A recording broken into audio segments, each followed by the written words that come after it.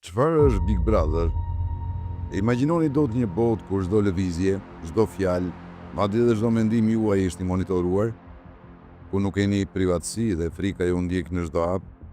Në vitin 1948, George Orwell e parashikoi këtë realitet në romanin e tij distopik 1984. Winston Smith ul në qoshën e apartamentit të tij të vogël, duke u përpjekur të shmangte vështrimin e pandërprerë të ekranit. Ai e dinte se ishte e vëzhguar gjithmonë. Çdo fjalë, çdo shprehje fytyre, çdo mendim mund interpretohej si tradhti ndaj partisë. E megjithatë, atë moment qetësie, ai mori guximin të hapte një blok të vogël shënimesh, një akt i ndaluar, me dorën që i dridhej, shkroi: "Poshtë Big Brother." Në oqeanin e Orwellit nuk ishte vend për liri. Partia kontrollonte gjithçka, jo vetëm veprimet e qytetarëve, por edhe mendimet e tyre. Historia rishkruhej vazhdimisht për të përputhur versionin e së vërtetës që partia dëshironte.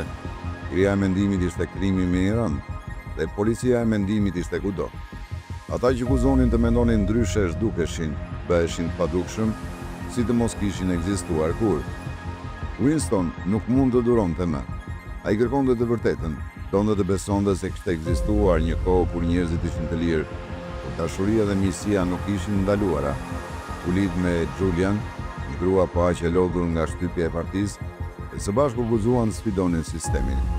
Por revelimi i tyre ishte i kotë, partia ishte kudo, dhe ashtu si të dinte gjithmonë në thellësi të vetes, ata u kapën.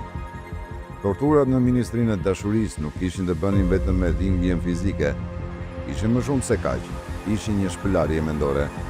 Në dhomën 101, Winston u përball me frikën e tij më të madhe dhe më në fund u thye.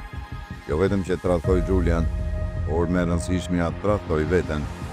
Kur doli nga torturat, ai nuk ishte më Winston, ai e donte Big Brother.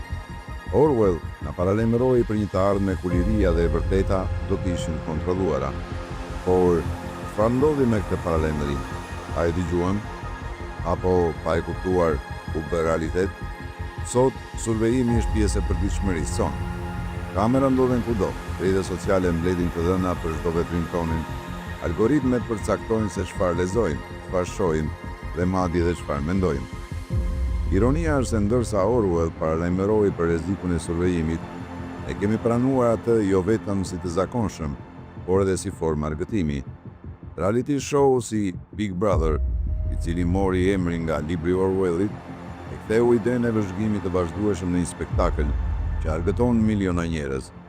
Ky program u shfaq për të parë në vitin 1999 dhe u krijuar nga John de Mol, një producent holandez, si dhe një eksperiment social që synonte të vëzhgonte dhe dokumentonte sjelljen e individëve në një mjedis të mbyllur.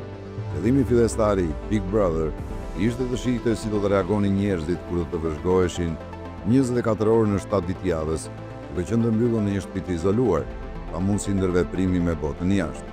Ky koncept u zhvillua si një eksperiment mbi dinamikën e grupit dhe ndikimin psikologjik të mbikëqyrjes, ndërkohë që synonte të ofronte një spektakël argëtues për publikun, duke fokusuar në marrëdhëniet dhe konfliktet që lindin mes konkurrentëve.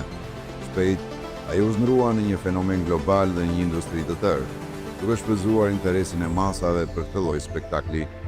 Michel Foucault e përshkroi këtë fenomen me konceptin e panoptikonit, një model burgu ku të burgosurit nuk e din nëse po vëzhgohen apo jo, pa i sillen gjithmonë sikur dikush i shikon. Kjo ndodh edhe sot. Ne vetë censurohemi, përpiqemi të dukemi më të mirë, më të pranueshëm, më të pëlqyeshëm.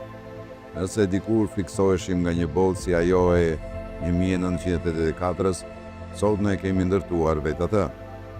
Në këtë kontekst, kalimi nga frika e survejimit në normalizimin e tij është një pasqyrë e thellë e shoqërisë moderne. Në përfundim, ndoshta është koha të pyesim veten, si e pranuam ne ideologjinë e mbikëqyrjes që dikur na friksonte dhe e kthyem atë në një formë argëtimi?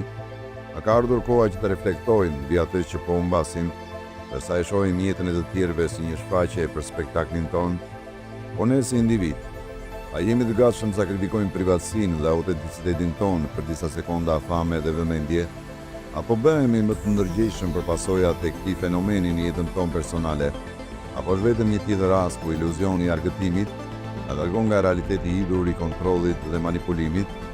Dhe më e rëndësishmja, a mund të gjejmë një mënyrë për të rivendosur lirin ton larg syrit të gjithanshëm të Big Brotherit?